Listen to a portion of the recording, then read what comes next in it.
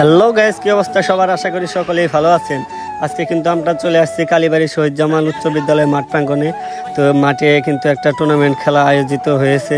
টুর্নামেন্টটা হচ্ছে শহীদ জামাল স্কুলের প্রাক্তন ছাত্র এবং রানিং ছাত্র যারা আছে সব মিলিয়ে একটা টুর্নামেন্ট আয়োজন করা হয়েছে।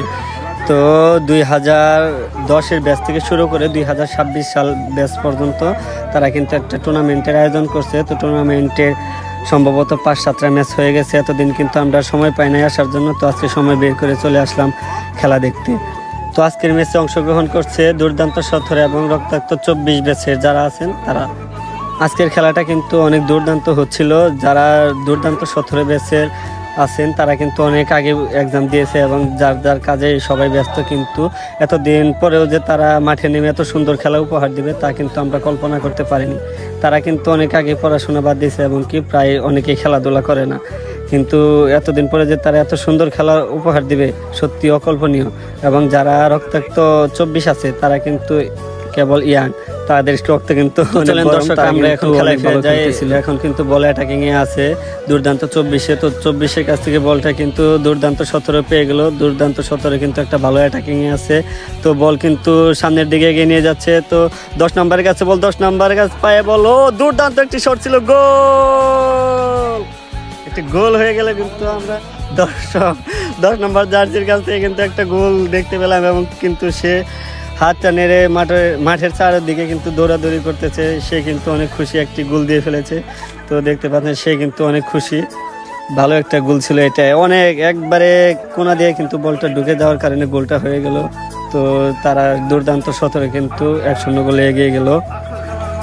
তো দেখতে পাচ্ছেন গাইস, মাঠে কিন্তু অনেক পানি কাদা হয়ে গেছে, যার কারণে খেলাটা ততটা ভালো হচ্ছে না, তাও যতটুকু হচ্ছে অনেক ভালো। তো দেখতে পাচ্ছেন আমার সামনে কিন্তু একটি প্লেয়ার আহত হয়ে গেছে, সম্ভবত 10 নম্বর জার্সিদারি খেলোয়াড়। সে কিন্তু একটি গোল দিয়েছে আজকের ম্যাচে।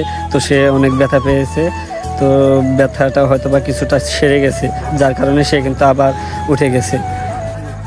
ফুটবলটা কিন্তু একটা উত্তেজনাপূর্ণ খেলা। তো এখানে অনেক ধাক্কাধাক্কি ফাউল টল হবে, কিন্তু এটা নিয়ে ওভার রিয়েক্ট করা কিছু নাই। কিন্তু আমরা দেখতে পাচ্ছি যে একজন কিন্তু দুর্দান্ত 17 দলের খেলোয়াড়, সে কিন্তু একটু ওভার রিয়েক্ট করে ফেলছে। হয়তোবা মাঠে একটা বিশাল গ্যাঞ্জাম বেজে যেত, তো গ্যাঞ্জামটা কন্ট্রোল করতে সক্ষম হয়েছে যারা কমিটি আছে। তো খেলাটা কিন্তু অনেক সুন্দর হচ্ছে, আপনারা দেখতে পাচ্ছেন।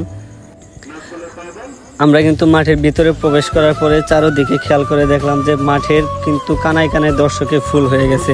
কালীবাড়ি এই স্থানটা যেহেতু একদম মাঝখান বরাবর হয়েছে, তো চারোদিকে যে গ্রামগুলো আছে সব দর্শক কিন্তু এখানে খেলা দেখার জন্য উপস্থিত হয়ে যায়। তো বন্ধুরা, দুর্দান্ত 17 কিন্তু একটি গোল এগিয়েছিল। পরবর্তীতে রক্তাক্ত 24 কিন্তু তারা একটি গোল পরিশোধ করে খেলায় সমতায় ফিরেছে। এখন গোল স্কোর হচ্ছে 1-1। তো এখন কিন্তু দুই দলই সমান সমান। সম্ভবত আজকে আর কোনো ট্রাইব্রেকার বা লস টাইম দেবে না।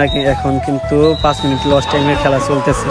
হয়তোবা আজকের ম্যাচটা 1-1 গোলে সমতায় থাকবে দুই দলই। তো দেখতে পাচ্ছেন আজকের খেলাটা কিন্তু অনেক মনোমুগ্ধকর ছিল এবং দর্শক দিকে আমরা কিন্তু পুরাই অবাক। মাঠটা কিন্তু চারোদিকে কোনায় কোনায় দর্শকে একদম ফুল হয়ে গেছে। আজকে আরেকটু ভালো খেলা হতো যদি এই মাঠে কাদা না থাকতো। আজকে বিকালে এবং সারাদিন যাবৎ বৃষ্টি হয়েছে। তো ফাইনালি আমরা কিন্তু দেখতে পাচ্ছি রেফারি কিন্তু শেষ বাঁশি বাজিয়ে দিয়েছে। খেলার স্কোর কিন্তু 1-1 সমতা। তো আজকের খেলাটা 1-1 ড্র হলো। আজকের খেলা এখানেই শেষ।